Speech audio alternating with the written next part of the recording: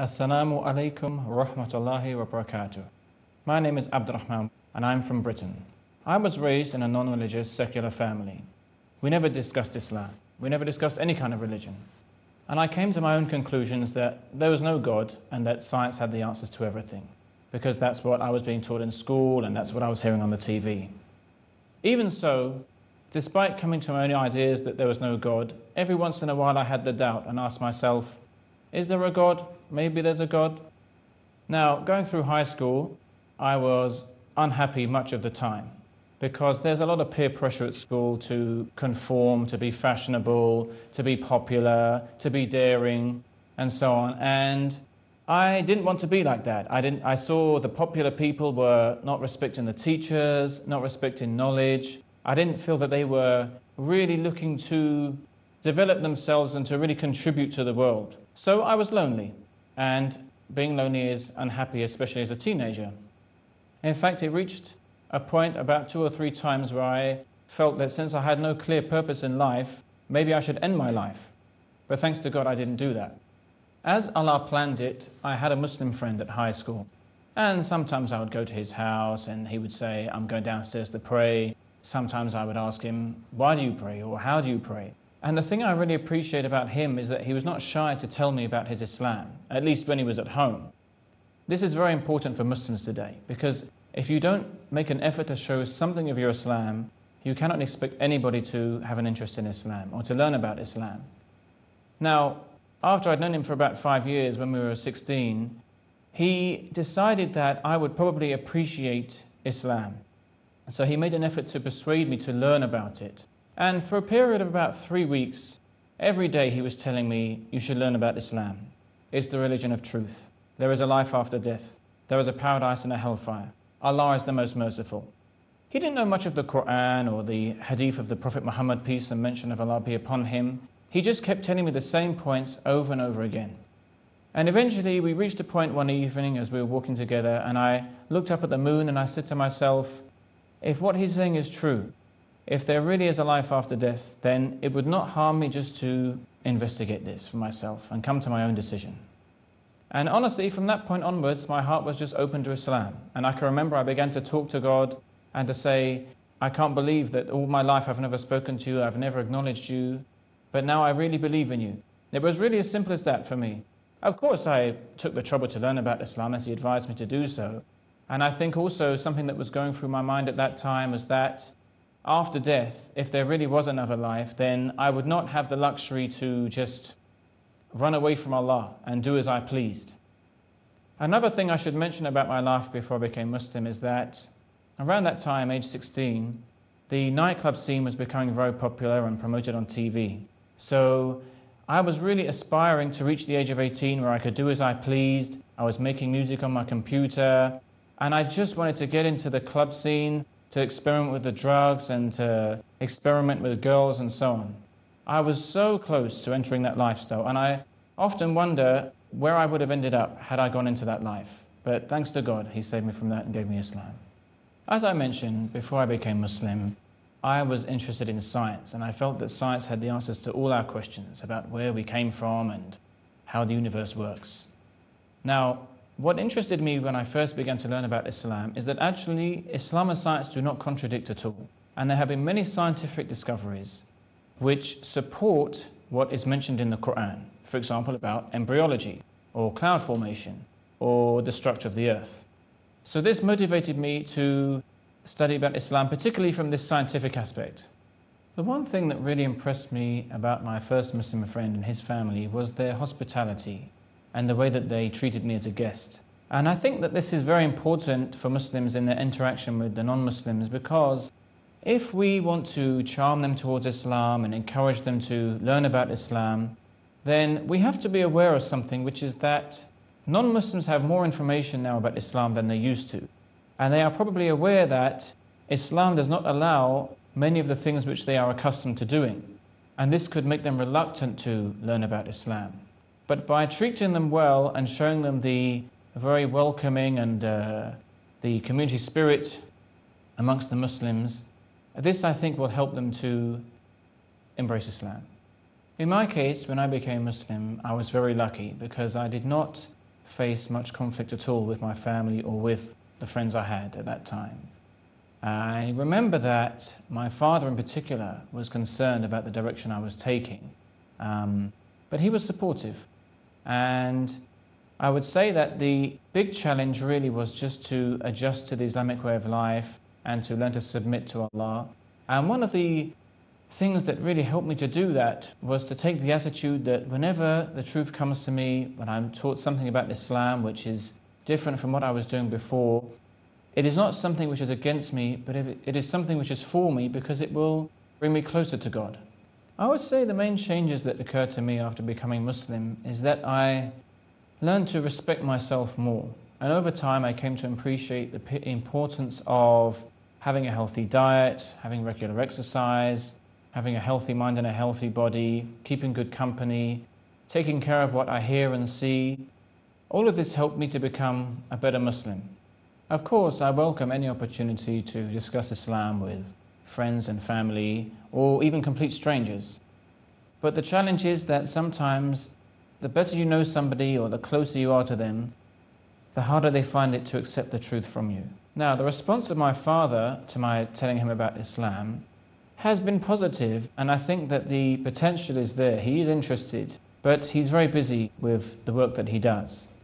Whereas with my mother, who has a lot more time on her hands to reflect and to think, she makes the excuse that she chooses to worship God as she pleases.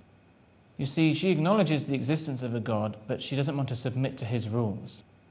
And I have yet to find a way to really help her to understand the basic principle that Allah does not prohibit anything except because it's harmful to us. And this is something which, honestly, many of the Muslims and the non-Muslims today are unaware of.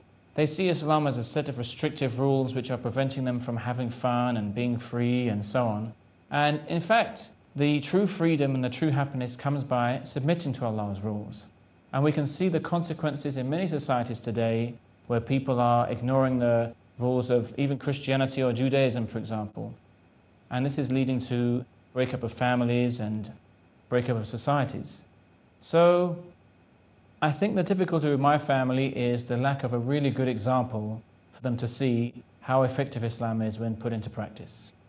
In terms of my efforts to spread the message of Islam, of course I first and foremost try to give a good example myself. Also I like to distribute cassette tapes, perhaps interviews of how people became Muslim, or stories of the prophets of Allah and so on. And I also like to discuss with my friends creative ways to spur people's curiosity. For example, leaving a piece of paper with a few questions about life in maybe a phone booth or on a table somewhere, so that someone might pick it up and it might just have a few questions which encourage them to learn more about Islam. The current situation in the Muslim world is a sad one. And we see that many of the Muslims are deceived by the un-Islamic ways. But at the same time, with each year, we find more and more people leaving those un-Islamic ways and finding peace and happiness in Islam.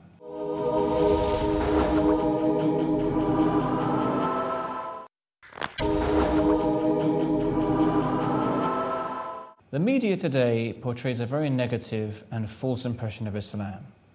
And one cannot help but wonder why that is, when the truth is available for all to see. Now, even at the time of the Prophet Muhammad, peace and mention of Allah be upon him, he faced this challenge. People would describe him as a liar, as a soothsayer, and many people were forced to ignore those claims because his example was so contrary to what was being said about him.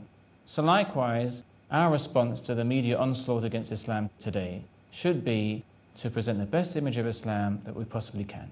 The message that I would like to convey to the Muslims today is that your religion is your flesh and blood.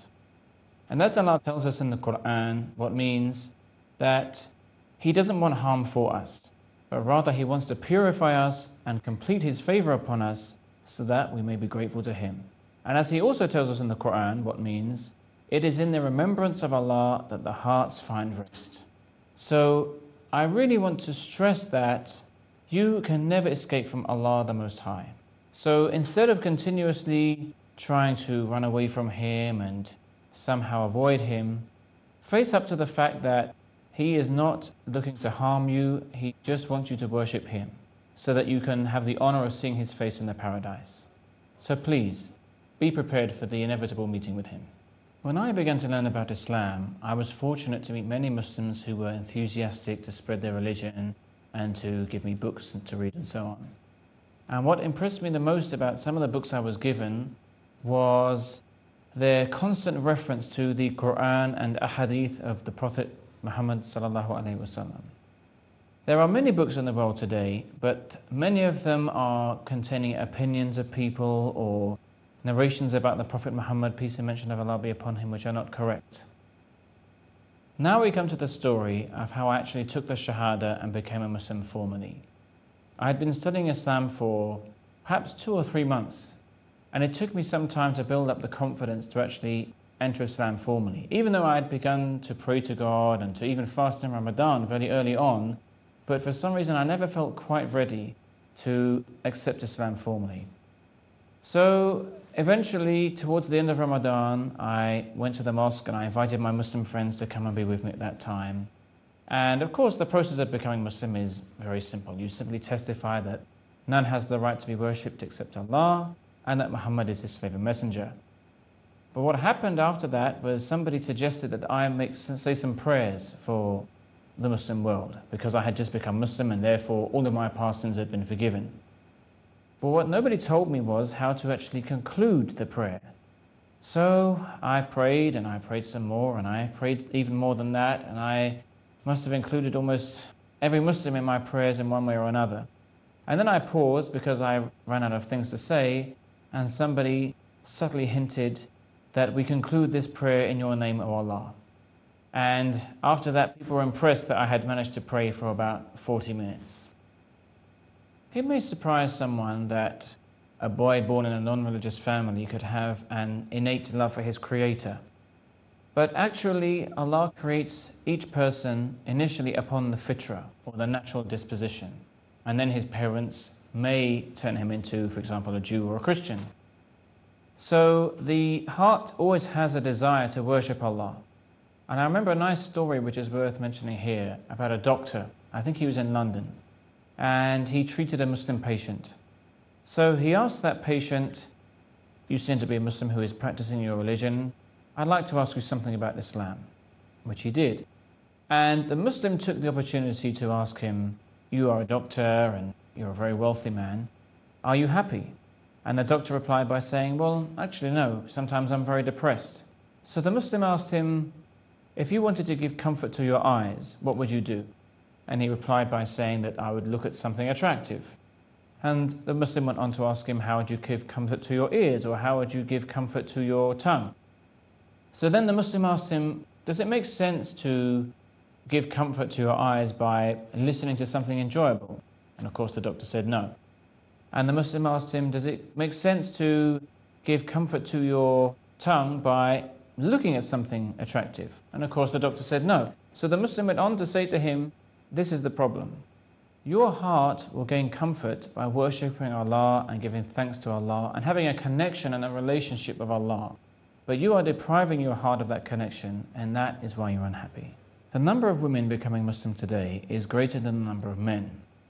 And when I first heard this, it surprised me until I mentioned it to a former work colleague who was a Christian. And she explained that in her experience of organizing church activities, women tended to participate more actively than men.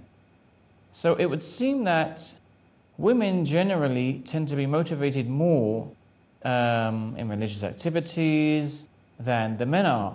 However, this is not an excuse for women to be complacent. Now, women can take glad tidings in the fact that the Prophet Muhammad, peace and mention of Allah be upon him, also told us that the whole world is a place of provision, and the best object of provision in this world is a righteous woman. Last year, for the first time, I had the opportunity to make Umrah, which is the lesser pilgrimage to Mecca. And I had very high expectations of it because of what I'd heard from friends who had the opportunity to go before me. I would say the greatest benefit I got from making the Umrah is that I felt very, very close to God, and I felt I could confess everything to Him since I was so close to His house, the Kaaba, and I felt completely sincere. I felt that I could confess all of my faults to him and ask him to purify my heart and help me to rectify my ways. Many Muslims today have observed that people who revert to Islam from another religion are more enthusiastic to learn about Islam than those who have been raised in Muslim families. And I believe it was the great Umar ibn al-Khattab who once said that a person cannot truly appreciate Islam unless he has seen Jahiliyyah or pre-Islamic ignorance. Now, we should all desire a stronger relationship with Allah, and it starts with dua or prayer. The Prophet Muhammad, peace and mention of Allah be upon him, the dua or the prayer which he would mention most frequently in his home was what could be translated as, "O turner of the hearts, turn my heart to your deen." And the Prophet Muhammad, peace and mention of Allah be upon him, was not told to ask Allah for an increase in anything in the Quran, for an increase in anything except knowledge. In addition to prayer, I would advise any Muslim who wants to develop a desire to learn more about Islam to mix with those Muslims who are learning about Islam. Because the Prophet Muhammad, peace and mention of Allah be upon him, told us that a man is upon the religion of his friend. So let him be careful whom he takes as a friend. Life as a Muslim in Britain can be challenging because you are in an environment where you feel like almost everybody is telling you to disobey Allah. Now, having said that, I have to say that I believe there really is a great potential for many British people to become Muslim because they have, among other things, an intelligence to know that what they hear about Islam in the media is not necessarily true. Or it could be that they just ignore the media altogether. And I really stress to all Muslims living in countries like Britain, please don't hide your Islam. Show the best image of Islam that you can. Don't be shy. Tell people that you pray. Tell them about the morals that Muslims have. Let them see the beauty of Islam, because I think that many of them are very close to accepting it. At school in Britain, from what I can remember, we had 1 or 2 lessons about religion per week. But what I remember also is that the media in general is regarding religion as completely worthless. So there is a tendency to promote respect for different people's religions. But the message in general is that religion is of no use today.